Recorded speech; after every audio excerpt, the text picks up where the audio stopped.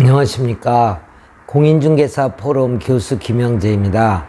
오늘도 변함없이 여러분들 곁을 찾아왔습니다. 오늘도 유익한 강의를 통해서 여러분들에게 좋은 정보를 전달해 드리도록 하겠습니다.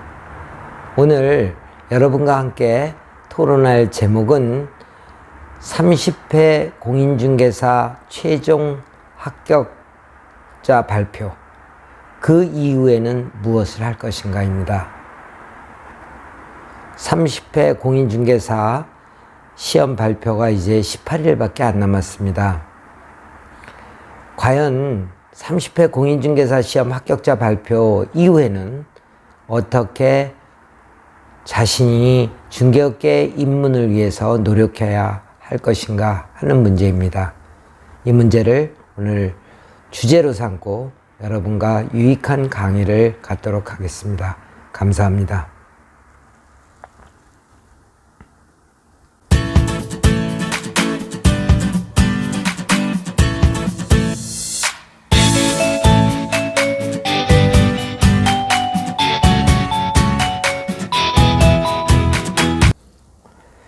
안녕하십니까. 공인중개사 포럼 교수 김영재입니다.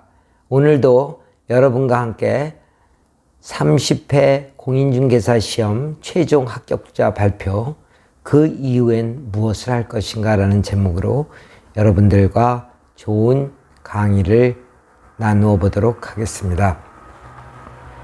이제 30회 공인중개사 시험이 끝났습니다. 이제 여러분들이 휴식을 충분히 취하셨을 것입니다. 아마도 긴 공부에 그늘에서 벗어나서 친구도 만나고 여행도 가고 책도 읽고 마음껏 휴식을 누렸을 것입니다. 어쩌면 그동안 먹지 못했던 맛있는 음식, 그리고 술, 그리고 많은 취미생활을 할 수 있었을 것입니다.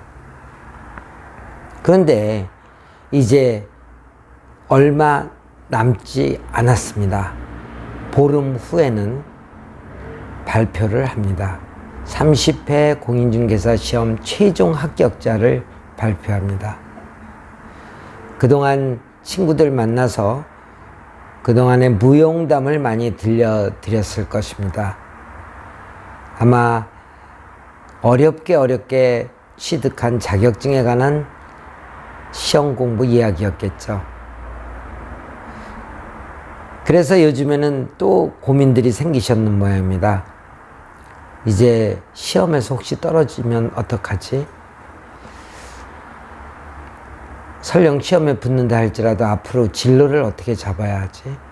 돈은 어떻게 벌어야 되고, 취업을 할 것인지 창업을 할 것인지, 이런 모든 것들이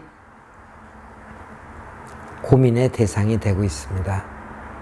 그래서 오늘은 여러분들이 30회 공인중개사 시험 최종 합격자 발표를 보름 후에 한 후에는 무엇을 해야 될지를 여러분들에게 나름 정리해서 알려드리겠습니다. 첫 번째 지적할 수 있는 것은 시험 점수에 너무 연연하지 말아야 된다는 것입니다. 지금 보면 한 점이라도 더 맞을까 싶어서 이의 신청을 하고, 그리고 그것이 반영되기를 기다리는 분들이 있습니다. 물론 60점보단 70점이 낫고 70점보다 80점이 낫겠죠. 그리고 점수가 많으면 많을수록 좋을 것입니다. 그러나 시험은 시험일 뿐 실무는 이와 다르다는 이야기를 많이 들었을 것입니다. 때문에 여러분들이 너무 점수에 집착하다 보면 앞으로 미래에 대한 시간 투자를 할 시간이 없어집니다. 그러므로 현재의 점수, 합격한 점수에 만족하십시오. 그리고 미래를 설계할 수 있는 시간을 가지십시오. 두 번째는 중개업에 진입하는 나름의 목적을 뚜렷이 해야 됩니다. 왜 중개업에 진입합니까?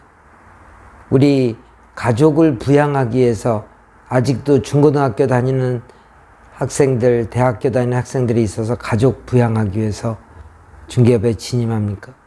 그러면 목표가 뚜렷하다는 것입니다.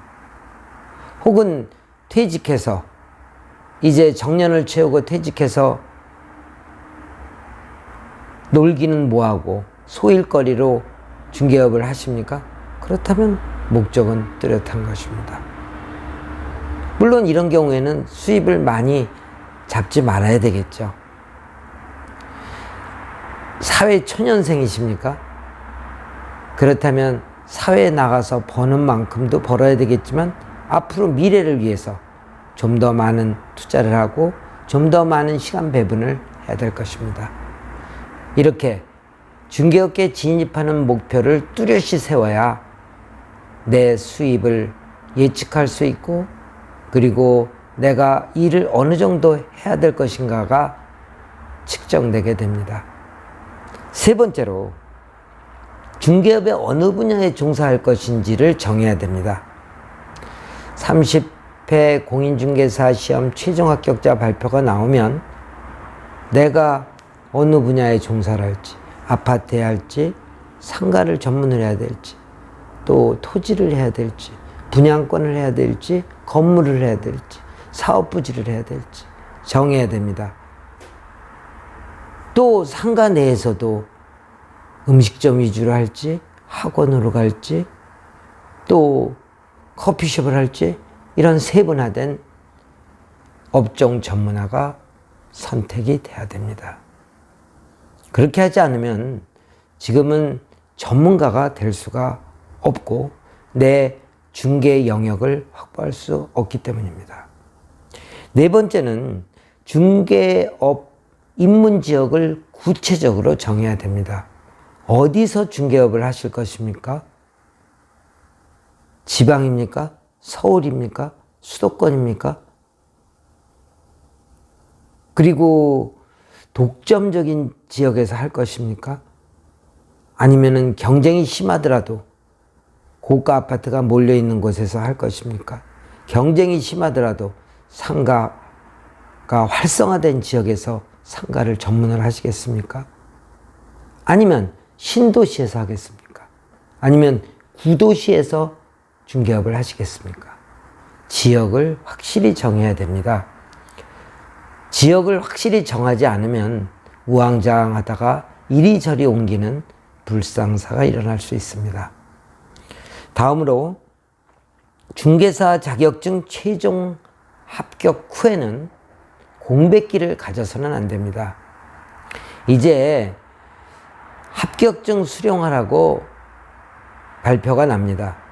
그러면 기다렸다는 듯이 빨리 가서 합격증을 수령하거나 혹은 등기 신청을 해서 빨리 택배로 받는 사람들이 있는가 하면 마냥 수령을 늦추는 분들이 있습니다. 세워라 내어라 하면서 늦추는 분들이 있습니다. 이렇게 마음 자세가 흐트러져 있어서는 안 됩니다. 자격증도 빨리 찾아오든지 택배로 빨리 받든지 하고 준비를 해야 됩니다. 준비하는 마음을 지니고 있어야 그 다음 단계를 나아가게 되는 것입니다.